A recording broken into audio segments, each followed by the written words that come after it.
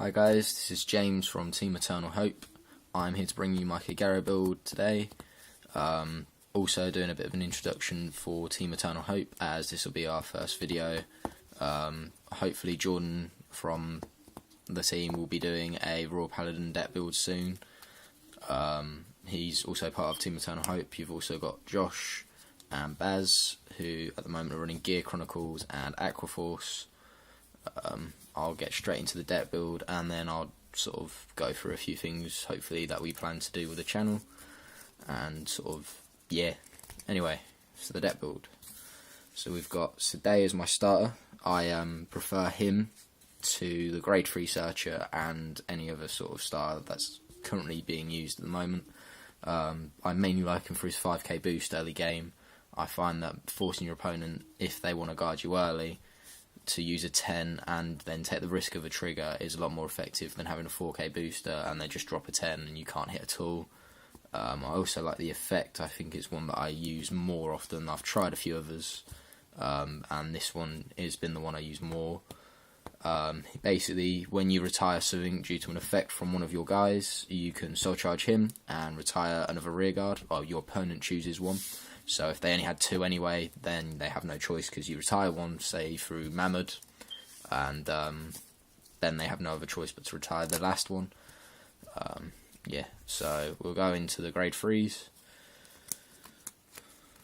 We've got 4 the X, SP as well, just show you that. The main card of the deck, they work really well with the other 4 grade 3s I run. The End, obviously, as they legion together due to the X, who legions with the End, and the X, obviously, when you legion, you may search for a copy of him or the End, which I think is really good and really consistent, and you can also play quite a few mind games with your opponent. I think I've gone a couple of times now, especially against Josh. I like doing this. I legion, I search for the X, they assume you have the End in hand when you don't, and that forces them to guard, and then when you finally do have an End in hand, they can't afford to guard, so they end up taking it, and then you end up with the X. It's just really good pressure, because either way they assume you have an End in hand, and they will want to guard the X. Obviously the End, when he hits, which will count when he is with Legion with the X, you can counterblast 2 and discard a copy of himself to restand the whole sort of threat of this deck, really. The X is good as well, because when you don't hit, you have the option of counterblasting 1, discarding a copy of him, and retiring 2 of the opponent's rearguards. Can't get my words out. Yeah, and that's mainly the grade 3s. We'll go to the grade 2s. I'll just move those out of the way. So my first 4 grade 2s are going to be Dragonic Burnout. This guy works really well with both the X and the End, and sort of any other Overlord card, as you can Soul Blast. Well, when you call him to rearguard, you may put an Overlord card from your bin to the bottom of your deck, and if you do, you may Soul Blast 1 to retire one of your opponent's units. The Soul Blast is really nice, because if you're continuously re-riding the X and you don't have a Calamity Tower, he then Soul Blasts out either the X or the End, whichever you wanna, which you've previously had to Legion with, and then you can continuously recycle them with other burnouts if you have more. And also he fuels the X is a skill, because you can ride the X, use burnout, Soul Blast the one by returning another, and then with the X you can search out for the one you returned, and obviously you can Legion, well, when you Legion obviously, and you put back 4 as well, so it just keeps the cycle going. Other grade 2s, 4 burnout, 9 to 12k attacker when you have an Overlord Vanguard. He's really good with just sort of sniping out rear guards, and your opponent doesn't like you having these, because he's sort of, when you have sort of like Calamity Towers, he's the only one that can hit for a 10 drop, so they try and take these out or return with Gear Chronicle effects, or retire with Kagero. And he's also quite good with a 7k booster, because he can hit for 19 on a rearguard for who has 9 if he's really being a threat and you have no other choice but to attack it. And obviously they're going to be trying to guard the 29. If you have a 7k booster, they're going to be trying to guard the X anyway, so that's a lot of pressure on their rearguards if they want to keep them. Yep. Next I have 2 Twilight Arrow. I only run 2 of this guy because I don't really want to be counterblasting too much, and I don't always stride in my deck. I rarely stride in certain games, then in others I will stride a lot, so I don't see the point on having too many of this guy, because if you see him and you're not striding that game, or you don't plan to, his effect is pretty much useless, so all you do is you call him or you ride him, and then you try and snipe rear guards if he's on rear guard. But he's really nice if you have stride, and then you can sort of counterblast 1 to retire a rear guard, which is quite a nice effect. My other 2 rear guard, grade 2s, I like to run 12. This guy, Perdition Dragon Knight Ilham. I find this is a little bit of a tech for me personally. I like calling him when I plan to go Legion, and then you get a free snipe at your rear guard. Also, if you've called this guy out the turn before you plan to Legion, so say sort of like you've just ridden grade 2, so you try a grade 2 rush, or you're on grade 3 but you went first so you can't Legion, your opponent will try and take these out if they have a rear guard in the same column, because they won't want to lose their rear guard to a free effect because he has no cost. Grade 1s, I run 4 of the damage and flipper perfect guards. These aren't the best in mirror matches because obviously they're going to try and attack my rear guards and I'm going to attack their rear guards, but the unflip from them has come in handy quite a few times where I've only got 1 unflip damage and I've already used a couple of counterblast and I want to go the N, for example, and I need that extra counterblast, but I don't want to take damage. I can perfect guard a rear guard, vanguard that might have a bit of a threat, and unflip the damage if I've already got 1 in bin. But you can only use them on vanguard, so if you're in a mirror match they can cause a few problems, but normally I don't mind losing my rear guards in the next matchup personally, and I always have the option to guard with my 10k shields. Other grade 1s, I run 4 stride enablers.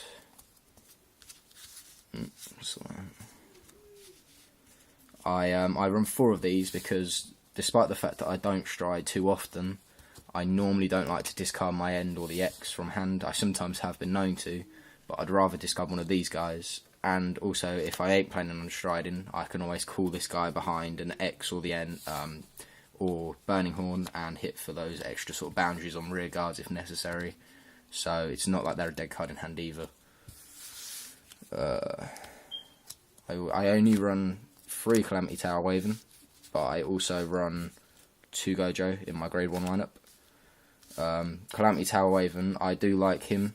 I would probably run 4, but I'm not always seeing the soul charge for him, so sometimes I have to wait because he is a dead card in hand if you haven't got the soul blast. Although I say dead card, he's also nice if you then sort of top deck an X and then you ride and you can soul blast too. He's also really good early game. If you have 2 cards in bin, you can Legion that turn, you can call him, soul blast the 2 cards you have in soul, and then you can Legion straight away without having to worry about what's in your bin. Gojo, he's also quite good for Legion fuel, as you can call him early game, discard cards from hand to draw, so you don't lose hand, as well as if you're grade locked, so you search, well, you get to draw more from your deck to try and get out of grade lock without using G assist. He's also a 7k booster, so it's nice with those boundaries. I kind of like going 29 and 19 because my main sort of objective with the X is to attack rear guards at 9k and force out sort of 30k odd from my opponent's hand minimum. And then I still have a chance of, if I get 2 triggers, I can still hit and restand and put my opponent in a really bad situation. Yeah,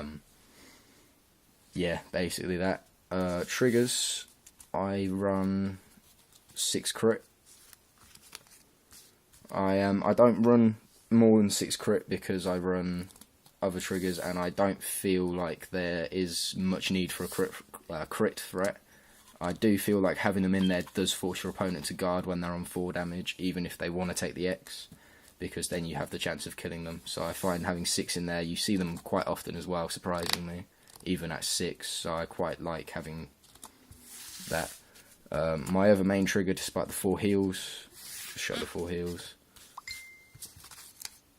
is stand triggers. I really like having the stands in here. I prefer these over crits almost as well, because say I attack with my rear guards first, forcing out guard or sort of retiring their rear guards, and then I get the X attack and he perfect guards, I then can rip off a stand trigger, stand sort of say a burning horn, and force even more guard out of the hand. Or in some cases, it has been a case of I've standed my rear guard, my opponent's dropped everything to guard the X and the previous rear guard attacks, and they have to take a 6 damage, which has won me the game quite a few times. I also like Flame Seed's effect. He is similar to the draw trigger, Gatling Claw Dragon. If you boost an attack that hits a Vanguard, you may retire a grade 0 and return him to the deck. So you basically get to retire any key starters early game. He is really good pressure by calling that early game. I also like running Vieira, because if you call him, you can retire something. You can give, say, the X another 10k and return another stand trigger to your deck. And then your X is 32 on his own if he's legioned, and that forces even more guard from my opponent's hand, which just adds to pressure. Stride deck, I run 4 Root Flare. These are sort of considered probably the better sort of the 2 Kagera Legions. I will never really go into more than one of him in a game though, because I don't really run a stride heavy deck, so I'm hoping that new stuff for the clan will come out and make the deck a lot better than what it already is for this stride. But he's really good for, say your opponent has columns and they're quite good pressure columns. You can ride this guy, unflip another copy and retire that column for free without really having to worry about other effects or wasting counterblast. I run 2 Mahmud. I really like this guy early game. I can sometimes go, before I go Legion, if I think my opponent can deal with the X or I don't have the counterblast, I can go into this guy, and with my starter as well, he could lose 2 rear guards and he's a 31k hitter, which forces my opponent either to guard early or lose 2 rear guards early game, which can be really nice setup and start to a game. And I run 2 Atmos. I really like going into this guy late game if I know my opponent's not got a perfect guard but has enough to, say, guard the X or a normal Legion. 36k guy on his own, maybe even a boost for 5 or more, 41, can really sort of kill off your opponent and win you games if they haven't got enough cards in hand to deal with this. But yeah, anyway, that's my deck list of the X. A bit more about the team, hopefully. We're going to do a few sort of games between us and put them on our channel. Hopefully we'll have a couple of deck profiles out soon of our other guys' decks, and we'll keep you up to date with maybe what the team's planning. I think at the moment the current plan is to go trios in Cardiff, because we're a UK based team, but we went last year in Birmingham and just the overcrowding was unreal, so I'm hoping, and I think we're all hoping, that there's going to be less people in Cardiff this year to what there is in Huddersfield. Last year we didn't do too well because me, Jordan and Josh went. I used Nubatama, Josh used Descendant, and Jordan used Azel. Me and Jordan went 1-1 and Josh went 0-2, so we got knocked out pretty early on. Hopefully we're going to improve on that this year. Hopefully we're going to have a couple other guys from our player base coming in, so we can take 2 teams in, and hopefully it'll be really good for us and to see a few of you guys there.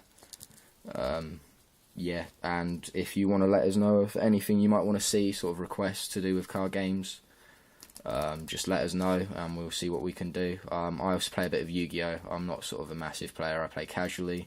Same with Josh. Jordan and most of the guys are also big players of the DS Pokemon games and Monster Hunter. But yeah, thanks for watching, and I will hopefully put up another video soon.